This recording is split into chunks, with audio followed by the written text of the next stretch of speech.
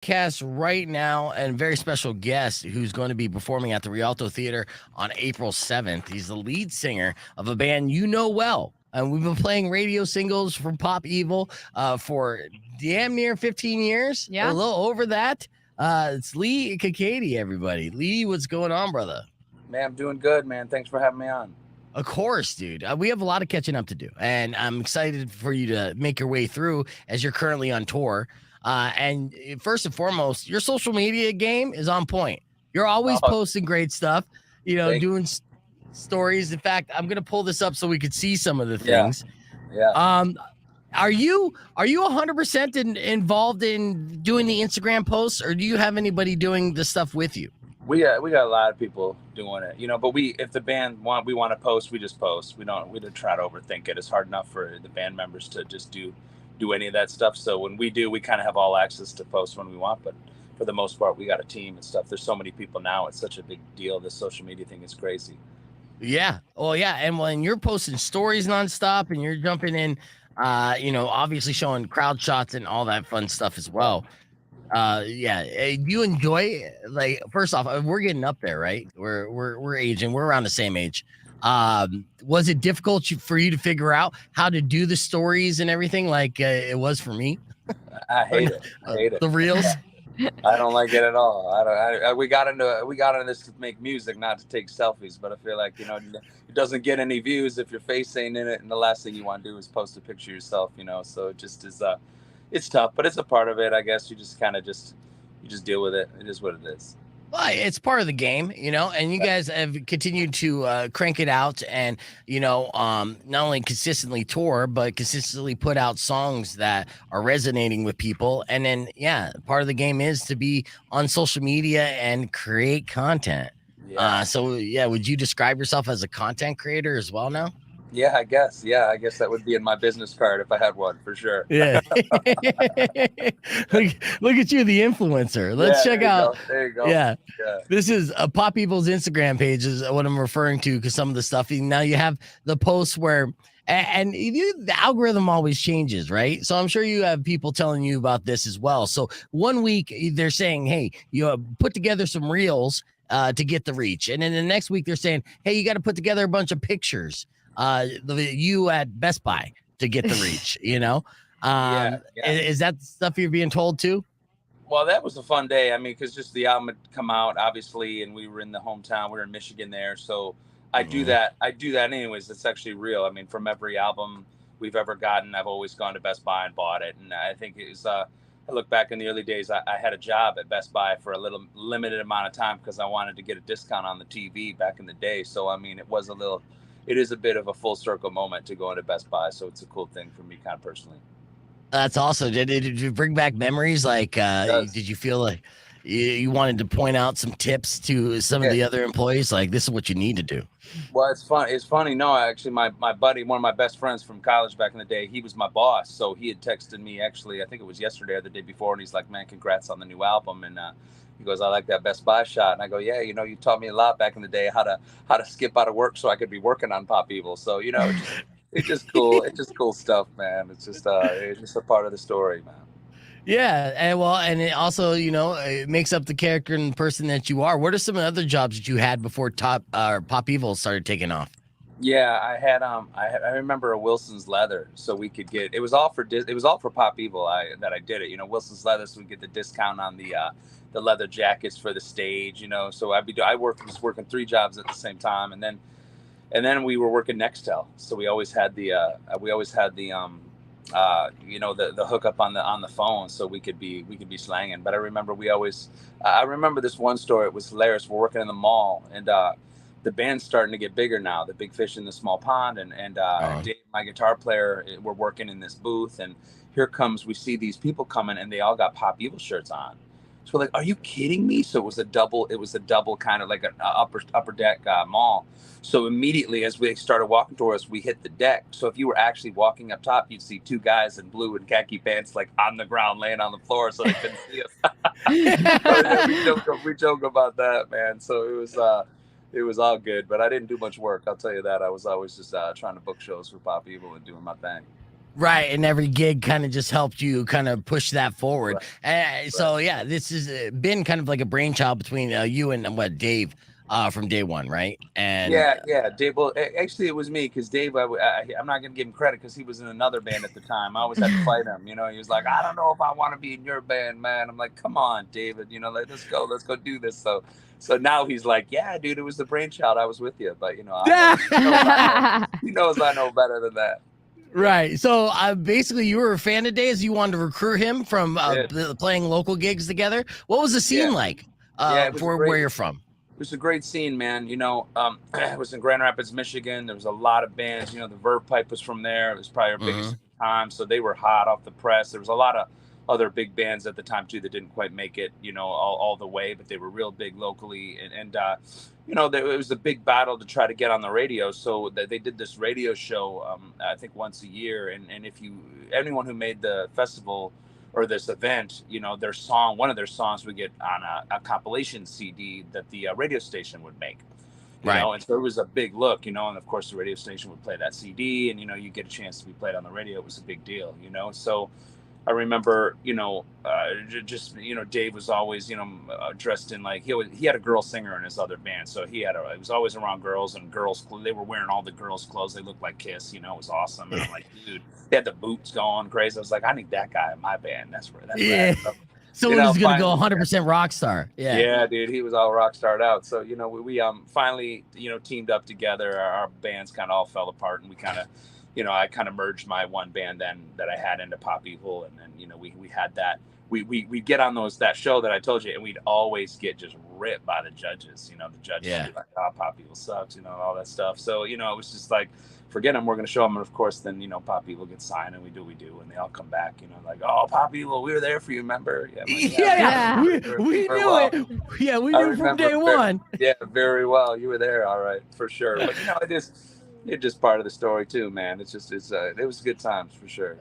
Absolutely. We're talking with Leigh Kakaty from Pop Evil, who's going to be performing April 7th at the Rialto Theater. The podcast broadcast is live. You can join the conversation, youtube.com/beefvegan. And we're going to be back with more with Leigh right after Five Finger Death Punch. It's Rock 102.1 KFMA. Nice. Excellent. So that was a little bit on the air too. Yeah. See, you never know. We just kind of just squeezing in there, man. You're LeBron James, man. I'm just trying to follow your lead, man. That's all. Yeah. I do.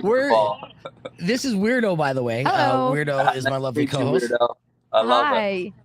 Yeah. So you're sitting here talking about like all this hustling and grinding that you were doing in this like first couple years of Pop Evil, and again that kind of that van tour life with I believe you recorded saying like bologna sandwiches and cover shows. What kept you going? Because it was 7 years from inception of the band to that first radio single of 155. Like what kept you going? It was brutal, man. I mean, obviously there was a lot of fun, but it was scary times, you know, because we didn't even grow up in Detroit. We were 3 hours away from Detroit. We're on the other side of Michigan. So, you know, everybody that was close and connected or had any kind of intelligence would always say, "You guys need to move to Detroit." And I'm like, we just can't do that. You know, how are we going to do that? It doesn't make any sense. So, you know, we were like, look, we're just going to keep pushing. And, you know, we wanted to make the demo and, you know, fight with some old band members. That some people were like, no, we should just save our money, record it in the garage. And then I had this epiphany. Well, how many people have you met in your garage? Because there's nobody in my garage. So, you know, let's not do that. And, you know, then some other band members didn't agree. So they left. You know, so it's almost like a sporting team, right? People come in and out of your vision.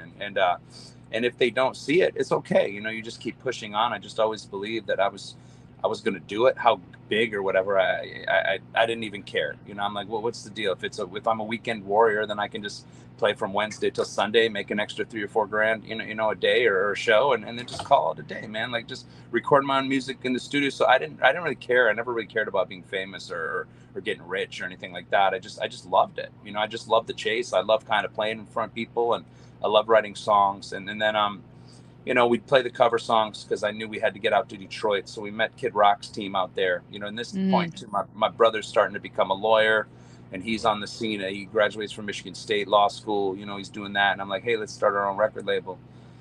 And he's like, let's do it. So we started our own label, him and I. And you know, we're kind of going back and forth. Now the Detroit scene's just way bigger. There's a lot going on. And they like money. So I was like, look, I think I saved up my first 10 grand after playing covers. And the band was really smart, and Dave was the only one that's still with me that was in those days. And I remember talking to the band at that point, Dave, I'm like, look, let's just all take $20 from the show and we'll put all the rest of the money and invest in the band. It was like, I just had this philosophy that if you give to the band, it's got a chance to give to you. If you take from the band, it's not going to give you anything. There's no doubt about it. It's too hard. So, we pressed up, we'd go back and forth to Detroit. And, we just paid those Kid Rock dudes that were making, it was Al, who now he did us. He did, he was just a hot producer on the scene. He was real popular, and he had a lot of success. And we recorded Somebody Like You, and then we recorded 155, and things just started to move after that, and then we met our management. I remember that phone call. It was like, hey, we're going to manage you. And I was like, what? No, just get us a record deal. Peace out. I didn't understand. Right. I didn't understand, how it worked. But, we were just green. And that's why I think, you hear the evolution on this new Pop Evil record. We've always been like, if you could look up the definition of American rock band, it would be a blue collar band in mom and dad's basement. And you would little by little, you have no clue about studios. You've had no clue about equipment. You just only know about like playing in front of Walmart, or at that time it was Kmart, And you just would play the instruments that you barely could afford. That was us. We're blue collar, dude. Like we're the cereal capital of the world, man. Like when you want to try something and sample it, you put it in West Michigan. You gave it to us. We're trying it.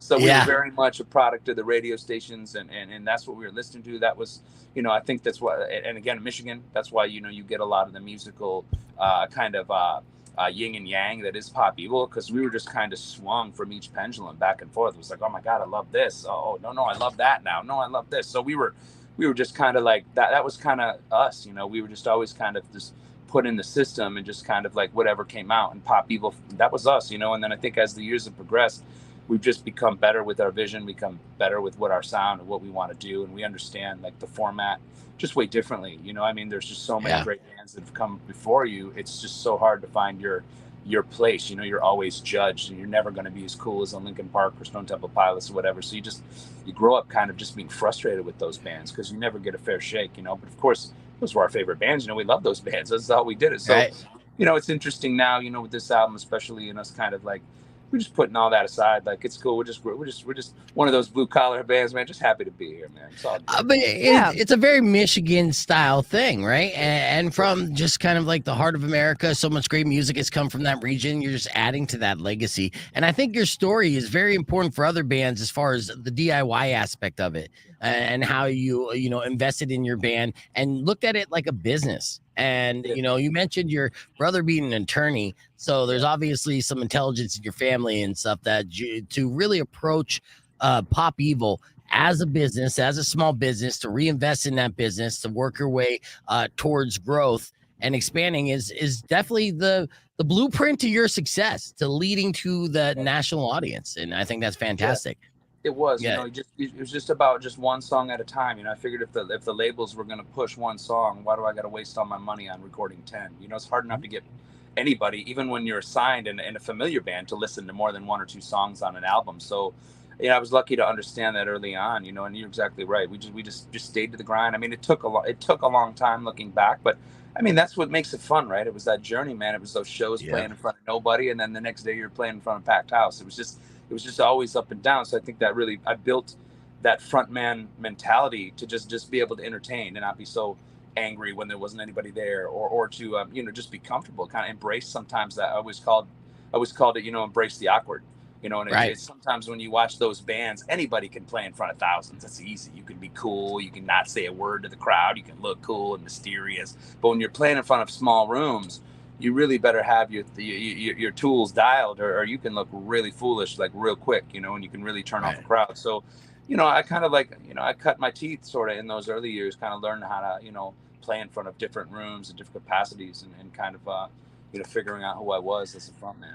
And not only that, if you're in the smaller room, right, and you only have a couple people looking at you, you could see their facial reactions, right? You ever have any memories of when you're coming up and you're in a bar with like 5 people, and then one chick's just giving you the side eye? Yeah, well, I remember a couple. I remember Northern Michigan, which is Mackinac Island. If you're not familiar from Michigan, it's like almost on the verge of Canada. There's this little island. There's no cars, there's nothing. You have to like get a steamboat ride out there and this horse and buggy from the time on. So they'd make us basically get on the island. You'd have to get a horse and buggy if you wanted to pay the extra $10. And we never paid that. I don't know why we didn't do it. We were so broke. We're like, I'm not paying that $10. We'll push it. So we pushed it up like 2 miles to the hotel and, played. And then it would be so packed during the day. I mean, very affluent area, and everyone had money. And then by the time 8 o'clock rolls around, everyone goes to the hotel. Nobody come listening to live music. They're just too poshy for that. They're not going to listen to that. They stay for dinner. So it'd be packed. We'd be setting up, and then of course, as soon as we get done, it's like nobody there. So it's just brutal, playing. And we're all fighting. I think the band owes me a little bit extra in those days because I would be like, you know what, guys, you guys go up to the bar and drink. I'll play a couple acoustic songs. Like, don't worry about it. I'll just get, because it would just save some time, and it wouldn't be so awkward with us full strength into the face of 2 people. You know what I mean? Standing in the back trying to finish their spinach dip, whatever it was. Right. I love it. The backstory of Leigh Kakaty, Pop Evil and stuff is fantastic. We're keeping the conversation moving on to podcast broadcast, youtube.com/beefvegan. When we come back, we're going to play a game called Lyrical Breakdown with Leigh. I'm going to test your memory of your own lyrics. All right. And we have a lot more to talk about ahead of your show, of course, that is happening at the Rialto Theater on April 7th. And of course, there's a new album that's available on vinyl. And we're going to be playing a new single off of that as my one single song takeover.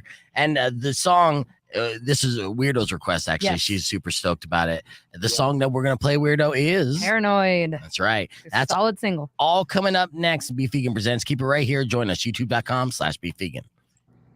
Now, you started off as a drummer, right? No, I mean, I could play the drums. I mean, I wouldn't, if you're a drummer, I wouldn't say I could play the drums, but I mean, enough to, I've always been like a writer first, I always feel like I guess I always wanted to sing and perform, but that wasn't my first love. I was like, look, if that doesn't happen for me, I've always loved to just be a writer and write hooks. And I was like, what brought people together, eh? So I was always kind of like doing that. And then as it got a little bit further, you get into college, you listen to all that 90s awesome rock, which was Pearl Jam, Alice in Chains, all that Seattle movement, then MTV now started to roll, TRL, now you're like, man, dude, I can do that, man. I want to break some windows too, let's do this, Or I remember seeing Eddie Vedder like jump off like a second floor into the crowd, you're like, dude, now that is rock. That's what I want to do, and it kind of, even though I grew up with hip hop and that, again, Michigan, I started to move more like, that's when I was always listening to rock, but I was like, look, I want to do rock, for a living. And, being a brown guy anyway. So my other friends on that side were like, why don't you just rap, man, just stay on that course. And I did some of that. And I just was like, man, there's just something cooler about just being with your band, being with the buddies and being with the bros, So I just kind of committed. And I remember I had a lot of people that were like, you need to put one aside. I had this country record going too. I just was like, I just thought that was my niche, man. I'm going to just be ready.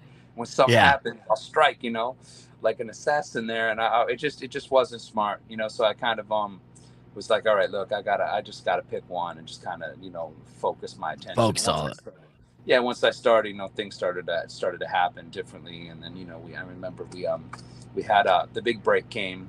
Everything's like chapters. So like different chapters in the band's life, there was like a thing that kind of shifted it, and it just feels like, I don't know, sometimes when there's destiny, or if you believe in that or whatever it was, when it just something was always meant to change, it did, and then it led to the next, and I think like I remember the first big thing, because this was a scary time, because we had all been playing cover shows, and we got to the point that even David, I remember David and I fighting. Like I was booking the shows, driving my car, my trailers, everything. I invested everything in to get it dialed in, and a lot of the guys were playing, not Dave, but they were all playing on my equipment. So they come in and be like, hey, you got I don't have a bass amp. I'm like, well, dang, I'll buy it. Who cares? Because I had all the connects at the mom and pop guitar type centers at that time. So they give me a deal, a couple $100 off. I'd buy the amp. And I'm like, look, okay, well, it'll live in my house. And in case you leave the band, I'll just bring another guy in, So I was kind of very business and militant to just make sure I could get dudes that could come in and wanted to jam, And so, I remember, I had a buddy call me, and he was working for Spielberg out in LA at DreamWorks, and I was like, oh, or something like that, and he's like, hey man, let's do a music video. And I'm like, oh no, hell no, I can't afford that. Like, how you gonna no. You goes, you get get one of your crazy buddies and they'll give you some money. And I was like, what? I tried all my buddies, none of them would, you know, but I finally found a friend of mine that was successful, and he was down, and he was like, look, you know what, I'll help you out. Just, I want to be in the video. I was like, yeah, yeah, let's do a lot of people want a bucket list to be in a video, right? Yeah, okay. Yeah, you want to be in the video. I was like, let's do it, you know? So we got this money together, and we went out and did a video called Somebody Like You, which was our first video. Shout out in LA. I'd never been to LA. You know, I promised. Is that up on YouTube still? It's up there. Yeah. It's up there. Yeah. Sweet video. And we got Britt, you know, my brother's now really starting to gel, and he's like doing his part as the lawyer. I'm like, all right, you need to pull your weight, man. You need to give me one of these MTV girls in this video. You know, he's joking with me. He's like, all right, done. So he does. And we almost get Lauren from Laguna Beach. At the time, Laguna Beach is a new show, you know, so we, yeah. It was still big, but it wasn't as iconic it became. But I was like, okay, you know, maybe we'll do Lauren. And then we went the opposite direction. There was a show called Eighth and Ocean, you know, and I remember there was a girl, Britt, on it that was just, she was really pretty. She was darker complected, just fit the role like a little bit better with me, even though she's not my, you know, fling in the video or anything. But it just was like, hey, we're going to bet on this show. It's newer. We'll take them. And we failed on that, but they only had one season. But we got her out in the video. And I remember it was a great video. Shot the video. It was incredible. You know, we got to taste it then. You know, we had the big team. It was our first time really shooting a big major video with a budget and a big team around. And we were like, there you go. Yeah, that was it. I mean, it was awesome. Yeah. It was in the middle of the desert in Palmdale, California, just outside of LA, a couple hours. And we just killed. We had a blast. I mean, to this day, I mean, it was probably one of the most fun I've had making a video. It was a lot of fun. You know, actually, I got my brother in there too. I mean, we had a lot of fun. We had a lot of peeps in that video, little locals close to the fan celebs in there. We had a blast, man, making it. But, you know, then the video gets made. We, you know, then we get, I know that Dave now had a buddy at the radio station. They were partying back in those days. So we were partiers here at this time. You know, we're hanging out in the clubs, and, you know, it was still a part of our life at this point, you know. And so Dave, I remember, calls me. He's like, hey, one of the night jocks is like, wants you to like play this stuff for the morning show. We're gonna get it. And it was Freebird and Hot Wings. It was the morning show, you know, and still is. And they were like, okay.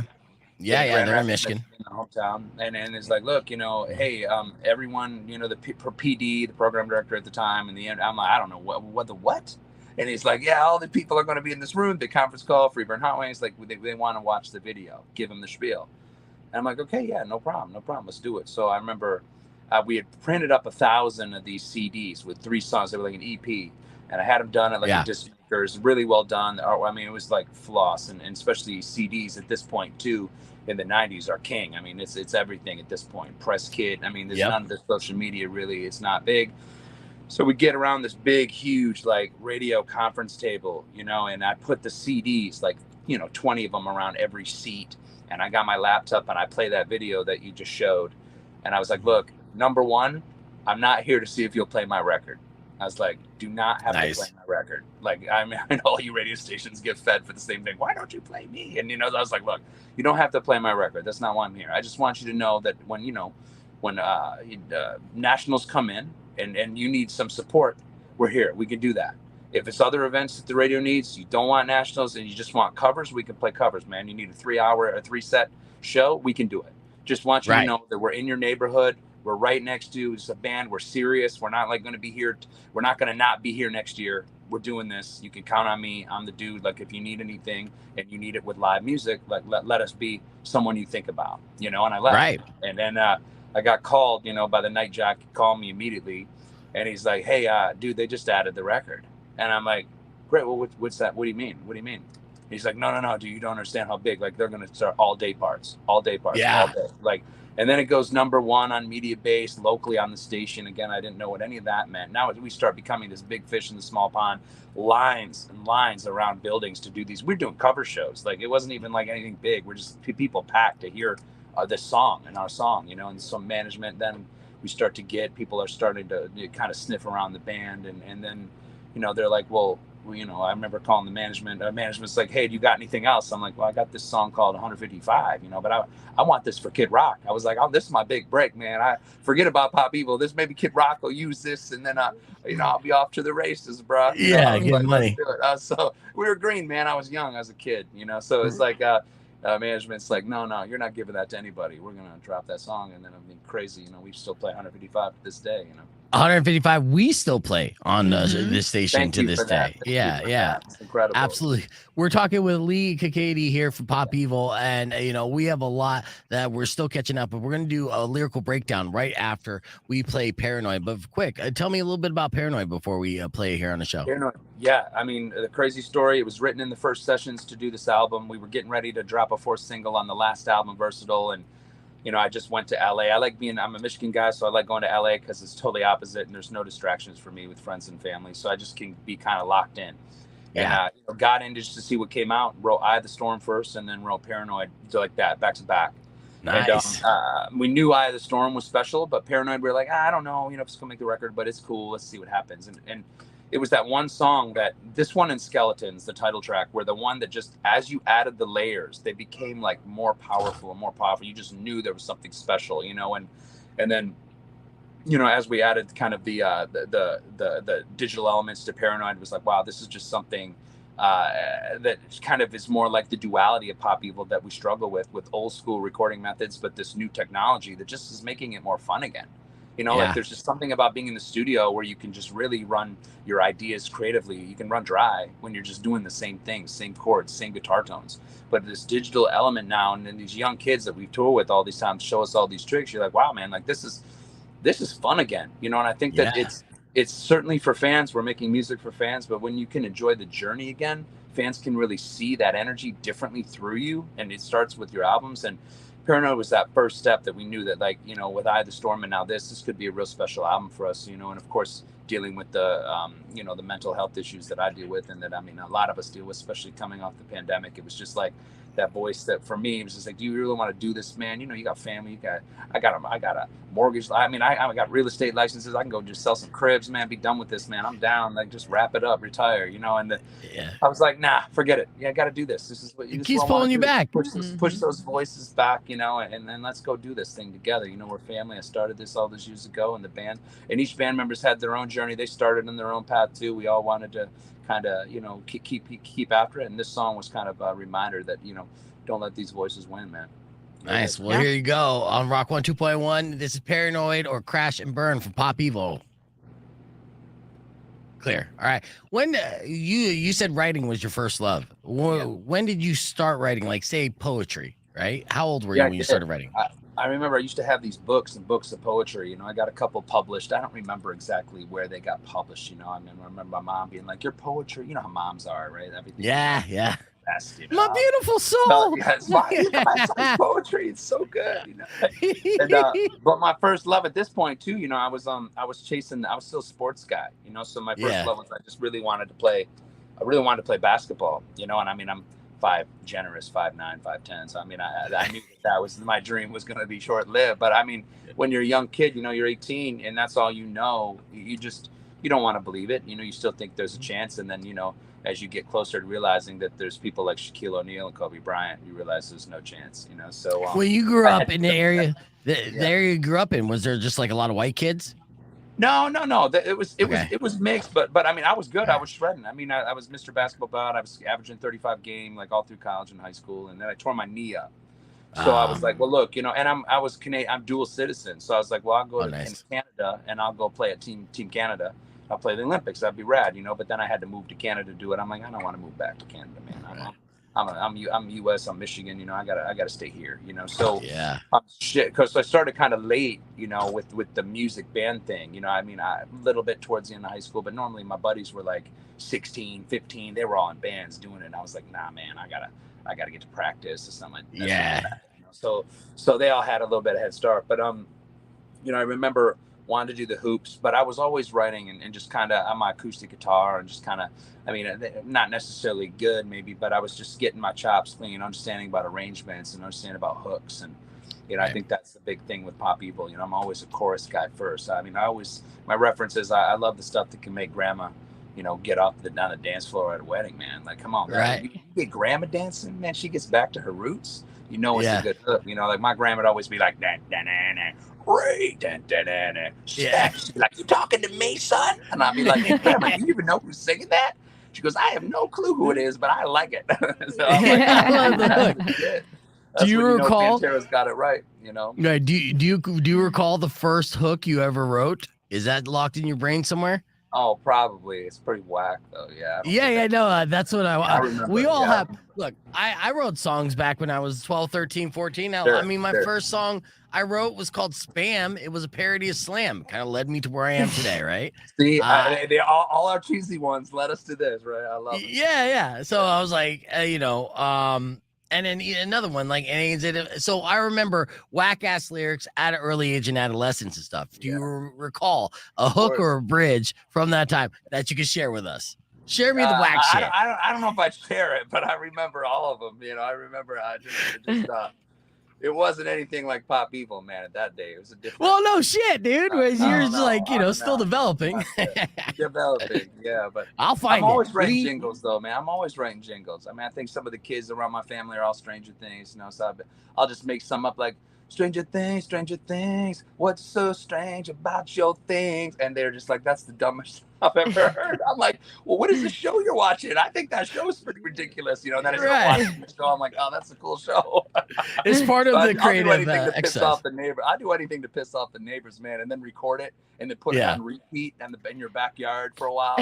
And these jingles, like the neighbors are like, what's he doing, man? So it's I'm notorious, man. I'll break your balls for sure. I love it. Nice. That was Paranoid by Pop Evil on Rock 102.1 KFMA. We're talking with Leigh Kakaty here on the podcast broadcast stream. Of course, Pop Evil on their way through. Where are you at right now? Because you're in your tour bus. New York. Where? Yeah, in New York? As soon as we're done with this video, I'm going sneaker shopping. That's it. Nice. Excellent. Yeah. What kind of kicks are you going to look for? Are you a Jordan guy? I'm down. I'm open. No, I'm Adidas. I'm religious Adidas. I collect Jordan though. I mean, I'll collect Jordan. I can't wear Jordan. It's just uncomfortable for me. You know what I mean? Yeah. But I'm always looking. I collect. I mean, a lot of them I don't even wear. Right? You just save for that. Right. Moment. Like that's never coming. Yeah. You type of guy that could lick the bottom of his shoe, just like that's how fresh this shoe is. I don't know if I'm gonna lick it, but I might caress it, like this. Look at it, like a little baby. It'll be good. Right. All right. Well, we're talking about lyrics, and of course, Leigh's been writing, starting off with poetry at an early age, and of course, a prolific songwriting career. Put out many albums over the past now 20 years. And I want to play a game. So this is going to test your memory based off of the lyrics that you've written. It's called Lyrical Breakdown. Okay. So Weirdo and I are both going to take turns of reading back a lyric of one of your songs to you out of context and not in harmony, and you got to tell us the name of the song and the album it came from. Oh my gosh. All right. Yes. All right. So here we go. Lyrical breakdown. Well, I'll start it off here. Okay. Here's the lyrics. Growing up, I learned from your defiance, but nothing's ever going to make things right. Oh man, I wouldn't know. You wouldn't know? No. You want any hints? Yeah, give me a hint. Okay. It's off of the album Behind Closed Doors. Onyx. Oh, Onyx. Oh, it's off. Oh, damn it. Yeah, I did it opposite. Behind Closed Doors. Behind Closed Doors. Yeah, no. There we go. I'm still hitting the buzzer on you, Leigh. All right. Next lyric here, Rito. Go ahead and read it to him. All right. And I'm constantly reminded of a past that never bloomed. As I sit behind these bars, only silence fills the room. Purple. Oh, okay, there you go. All right. Purple is, oh my gosh, I want to say War of Angels. That is correct. Now, good. How come it was easier to remember Purple for you, a song that you wrote and released in 2011, as opposed to Behind Closed Doors in 2013? I've heard that probably more lately. A lot of friends and family like that one, so they play it. It's always awkward when you get home and your family and friends are playing the music, and then the young kids, the nieces, nephews, they all are like, what's this song? I love this song. So I know I just listened to that one not too long ago. Okay, nice. Excellent. All right. Well, 1 point for Leigh, 1 point for us. Right, here's the next lyric and lyrical breakdown. All right. Staring destiny in the face, making sure it remembers my name. Oh, man. Dead Reckoning, man. That's right now. That's right. Stuff. There we go. It's fresh. It's fresh. Yeah. Tell me a little bit behind this lyric and stuff. What inspired this?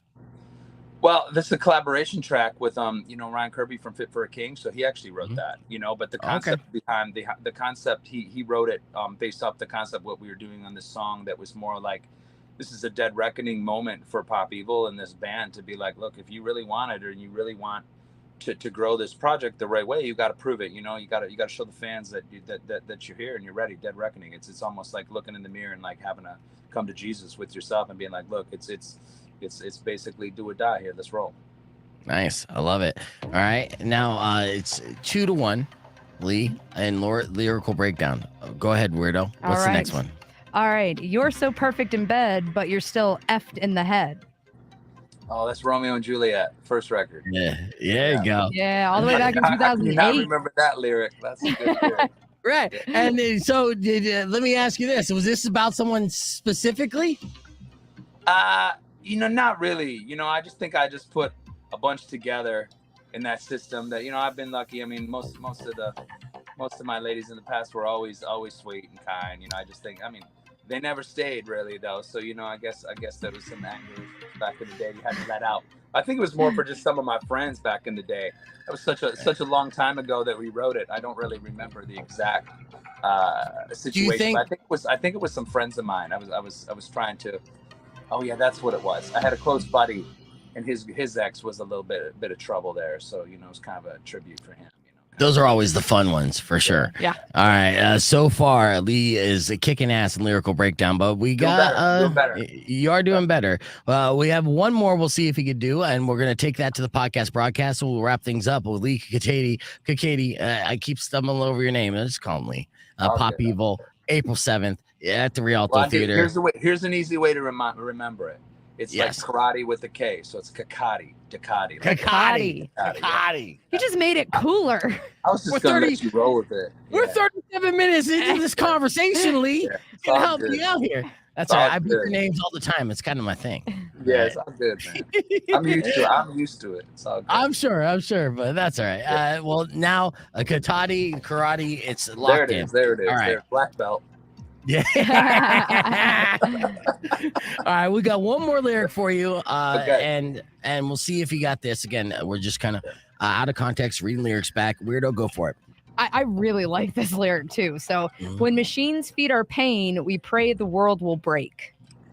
Ooh, this is a tough one, but I'm gonna go with Ex Machina, the 5th album, self-titled. Yeah. Yeah.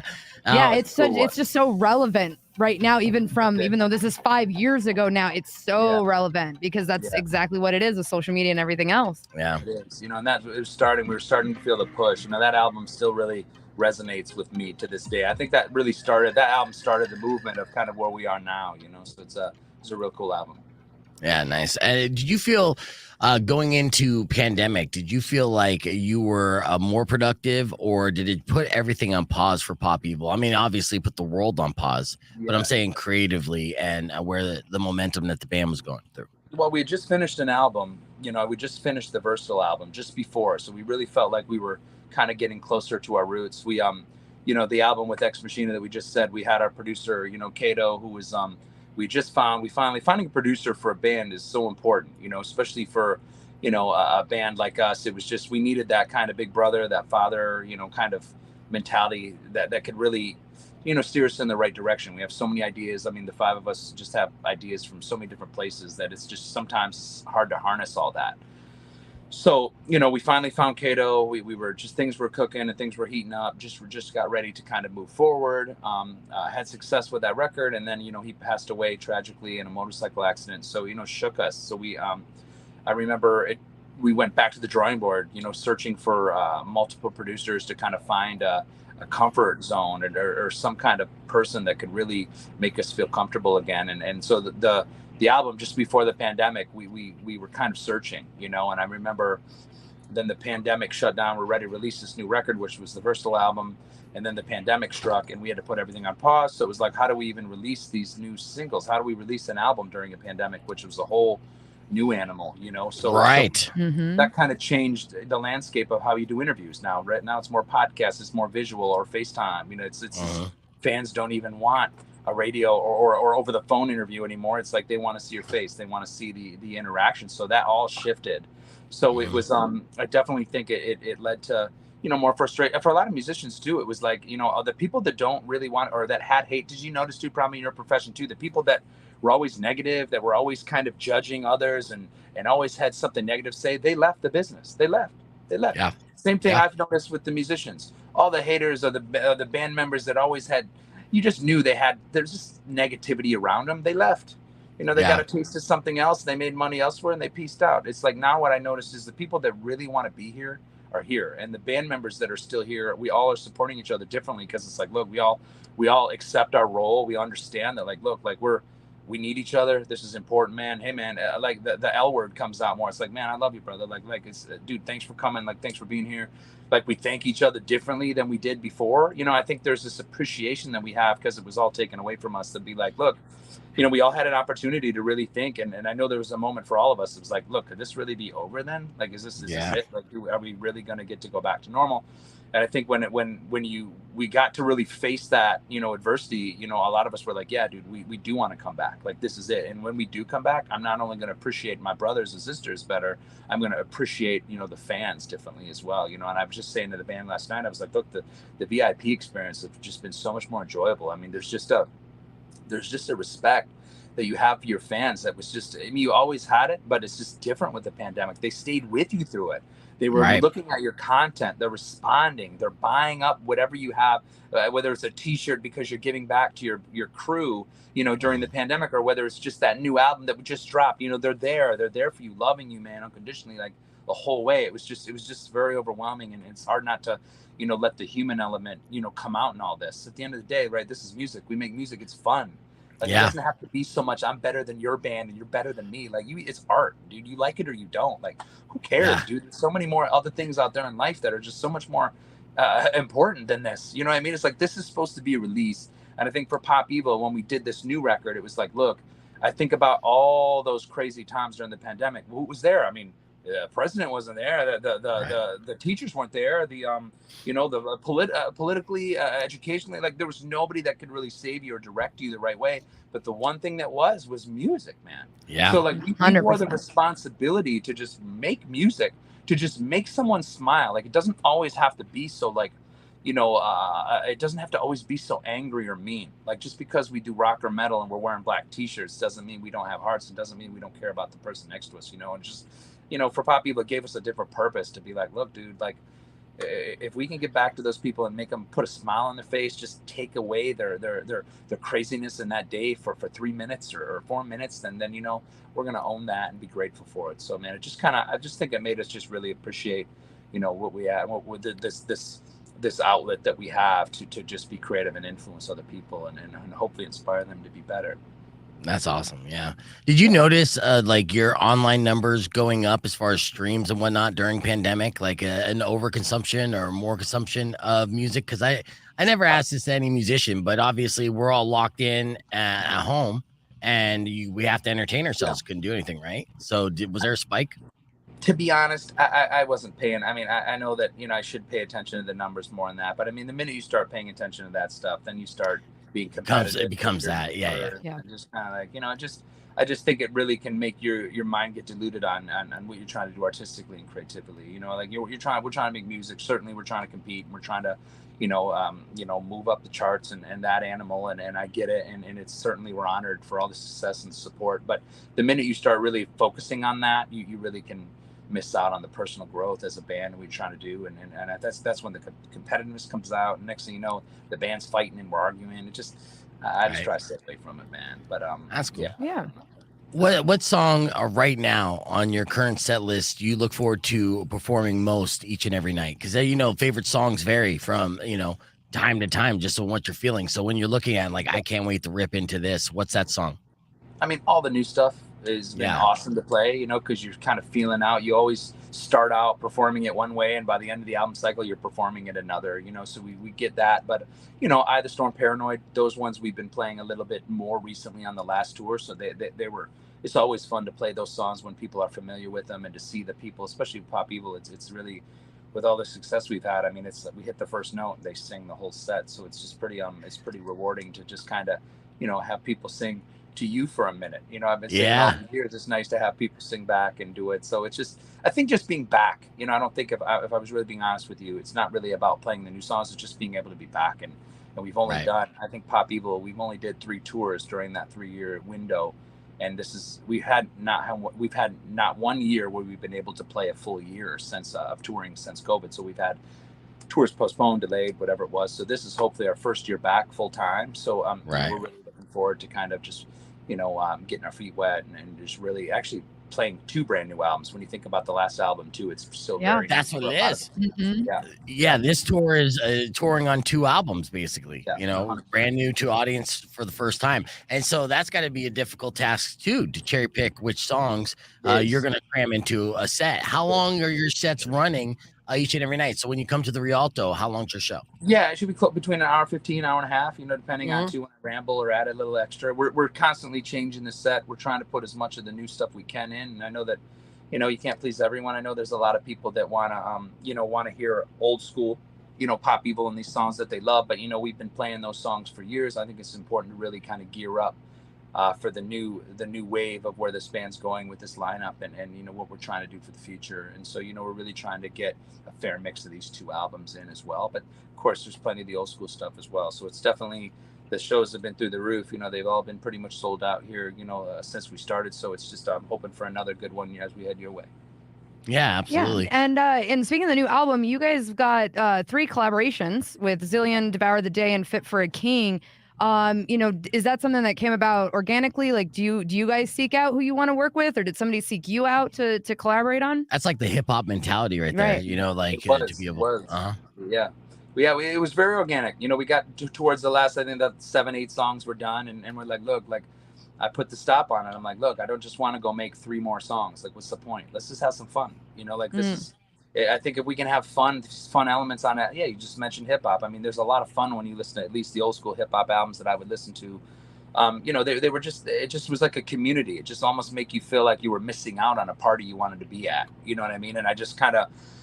There's a lot of that. I mean, Zillion is a good friend of mine. I've been working with him for the past 3 years. So I was like, look, man, he wanted me to do a spot on his album. I was like, well, look, then, maybe you'll do one on ours if it comes up. And Raging Bull came up, and he's just really in tune to, just where that young generation of hip hop and rock, that blend is. And I'm like, look, let's dive in. We've got, obviously I got a lot of influence in that world as well. So it's like, let's just have some fun with that. So that song was born like that.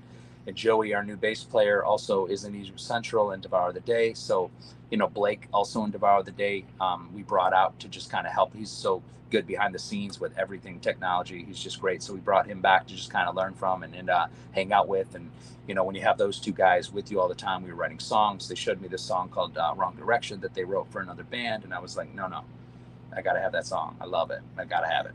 Nice. Call that other band. Let me do a version of it. And they're like, yeah, let's do it.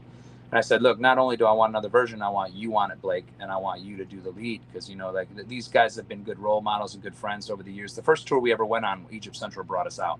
So, I mean, we've stayed close, and I've never forgot that. And it was I just wanted that song for me, even if the fans didn't like it. I think that with all the wrong directions both of our bands have taken over the years, it's amazing how now when we've teamed up, there's a lot of right, that it feels natural, it feels good. So just, doing that together was a personal moment for our bands to all kind of come together. And that's kind of how that happened. And then, one of the last songs we did was Dead Reckoning. And I'm like, look, we obviously are very much influenced by metalcore and metal. So I was like, look, it could, Pop Evil, how far can we push it? Can we go a little more all in? And, and working with our producer, Drew Falk, who he's just one of the best in the world. I love him. I mean, if you talk to me, he's the best in the biz. He's my favorite. And we just have always really connected. And I was like, Drew, instead of just pushing my vocal, I mean, people have heard if they listen to the record, they've already heard my voice for 30 minutes. I mean, what do you think? He's like, man, I think, what if Kirby, are you guys down? I'm like, absolutely. We sent it to Kirby. I think he wrote it within 24 hours, and we got it back, and we just lost it. We're like, are you kidding me? This is insane. Let's see. Are the fans going to like it? Who cares? Let's put it on. We're just having fun. We weren't overthinking any of it, man. It was like, look, and that's sometimes when the best albums happen. You're not like, not like, radio going to play it, or our old fans going to like it, or new fans going to like it. We didn't care. We're just like, look, let's just make a record, dude. Like, at this point, too, in fairness, Eye of the Storm had already gone #1, and we've already had some success on this album, so we had a swagger and a confidence that we could afford to just kind of just like, let's just have some fun, So right. It was rad though. I mean, it was towards the end of the recording process, and just really, like you said, I mean, I'm glad you said the old hip hop influence, because it was great to see. And I think it's important for the community to grow, to just, you know, I know that a lot of these genres, they live in those tight spaces that now more than ever, we need each other to really survive, man, or to grow at least, you know. And so I think it's important that, you know, we kind of intertwine, mix, and share audiences. And, you know, if you're not going to get them all, but if you can get a small percentage of them, then you're growing, right? And we can kind of control our own destiny rather than, you know, blaming it on radio or blaming it on, oh, MTV's not around. You know, I mean, that's ridiculous excuses. You got to get out there and grind and be creative on more ways to just expose yourself to new audiences. And this was an opportunity, and we took it. Right. Yeah. And we're talking with Leigh Kakaty of Pop Evil, who's going to be performing at the Rialto Theater on April 7th, and all the different influences. And I think a lot of musicians, what they fall into the trap of overthinking things, right? So it's when you kind of you go in with that organic feeling of having fun when you really were starting out to really create the best kind of art to connect with people. And it sounds like there's a lot of tracks off of Skeletons that are feeling that same vibe. Let me ask you this question before we let you go and shop for some sneakers, get some new kicks. Yeah. And you know, so Pop Evil, because we're in festival season, right?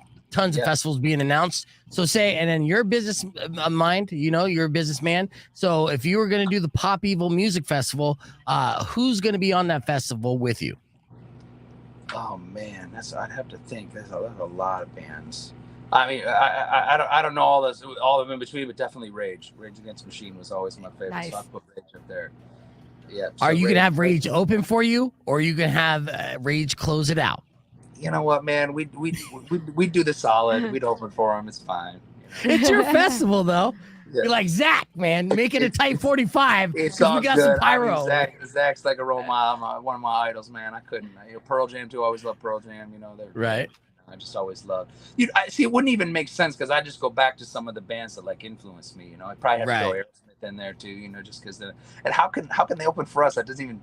Even if we were, I couldn't never do that. You're putting together a festival that you're opening on. Yeah. What are you doing? Yeah, I'll be that way you can watch the rest. I'll put together a festival. I'm gonna open, so my job's done, man. I'm over my head. I'm eating lunch and I'm watching the shows.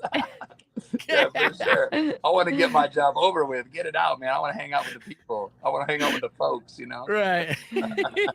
Oh, Leigh, you're definitely the man, people. And I appreciate you taking so much time to hang out with us. Look forward to checking out the show April 7th, Rialto Theater. That theater is one of the best places to put on a rock show. It's going to be jam-packed. People are going to be excited to see you. And so, you know, congratulations on all the success. You can check out Skeletons. That album's available on vinyl everywhere. Right. It is. Yeah. There's different variants, so you got to collect the different colors, man. So if you're into vinyls and that, they're awesome. They're amazing. So you got to check that out. Oh, that's fantastic. Nice. Yeah. Anything else in closing, weirdo? I mean, sir, just the humility and the willing to try new things, creative things, and not just put yourself in a box, man. As a music fan and especially a rock fan, I really appreciate that because there's a lot of bands right now that are just sticking hard to like, no, we're not going to learn anything new, and they're cheating themselves and they're cheating the fans. So he's firing off on all cylinders right now. Yeah. The landscape's changing, man. I mean, the playlists, it doesn't even matter about genres anymore, more than ever. You know, it's just a playlist. If you like it, you like it. And it doesn't matter what you did. It's always about the next song, right? It doesn't matter if your last song went #1 or went gold or platinum. It's all about this new one. So, you know, fans are a lot smarter than ever. They don't have the patience sometimes to just sit there and wait for you to be stubborn. So you got to just be creative and you got to be ready to move. Yeah, and like I said, he's firing it off on all cylinders. So make sure you follow Pop Evil on social media as well because it's great content that they're posting regularly. And of course, get ready for the show because that's right around the corner. Leigh Kakaty, everybody, thank you so much again for hanging out. Thank you guys. That is Can't all wait the to see time y'all we in have. person soon. Oh, it's gonna be a rager, dude. We're gonna have a good time. So and have fun buying those kicks. That's all the time we have for the show. Unfortunately, but I like to thank you guys for listening. As always, drive safe, ride safe, and rock local. Later. Oh yeah, and check out the podcast, youtube.com/beefvegan. All right, there we go, clear. And then now we're just on the stream side. But again, thank you so much, Leigh. It's been I knew it was going to be a good time hanging out with you, and you proved me right on that. So you know, you're a super fun dude, and you've been putting in a lot of great work, dude. So we enjoy playing your records. You know, and in radio, you could become like ad nauseum, right? You're one of the records that we actually look forward to playing every day, and we play them every day. Thank you for all that support and playing. It means the world to us, and I love talking to you too. It was awesome, man. I look forward to our next thing. Yeah, dude. Well, April 7th. We'll come There out. you We'll go. say Oh, yeah. hi. Yeah. And we'll do some fun stuff. We'll shoot some fun content together. I'll hit you up. Yeah. I love it. Maybe I'll have a new pair of shoes. Yeah, I know Word. you will. There you go. No, I There gotta you go. go. I gotta go freshen up my kicks though. So There you go. I don't want you judging me based off my Yeah. dirty chucks. There you go. I respect the dirty Chuck though, man. I respect that. Thanks. I For appreciate sure. it. I'll be Yeah. rolling through with the Vans. Yeah. Hey, that's nothing wrong with that either, man. That's hot. I love it. Awesome. Well, all right, streamers, that's our podcast. We'll talk to you guys tomorrow morning. Later. Yeah. Bye, y'all.